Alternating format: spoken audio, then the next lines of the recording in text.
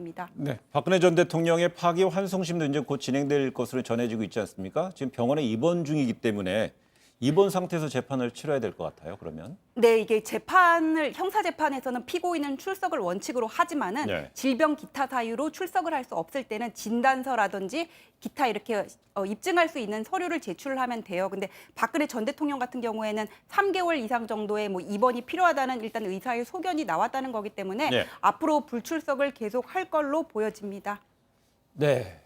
뭐 저는 그러니까 불출석에서 하는 거는 뭐 아파서 그렇게 한다는 걸 뭐라고 얘기할 수는 없겠지만 어쨌든 성실하게 재판을 거부하고 있었잖아요. 계속 박근혜 전 대통령이. 그러면서 본인이 아파서 이렇게 형 집행정지하다가 물론 본인의 의사였는지 변호인들의 주장인지 잘 모르겠지만 그런 주장을 계속 하는 것은 국민적 공연에 맞지 않다. 성실히 재판에 임하면서 그런 태도를 보여야 되는데 그런 태도를 보이지 않는 것은 국민적 관점에서는 좀 용납하기 어려운 부분이 있지 않나 이렇게 생각합니다.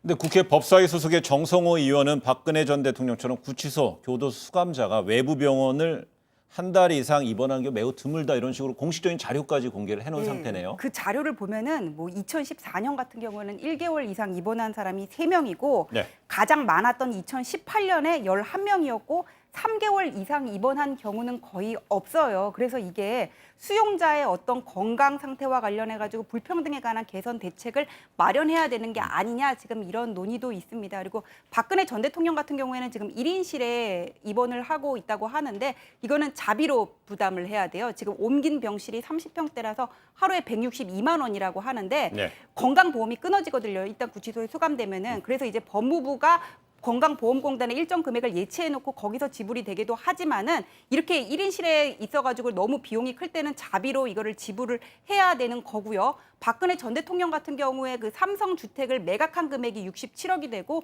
내곡동 주택을 매수한 금액이 28억 정도가 되거든요. 그럼 39억 비고 또 추징보전액이 36억이니까 이거는 자비로 부담할 수 있을 것으로 보입니다. 네, 국정농단 사건 파기환송심 재판이 임박한 가운데 알려진 최순실 씨의 옥중 사죄 편지를 관련해서 앞으로 이어질 파기환송심 이야기까지 좀 짚어봤습니다.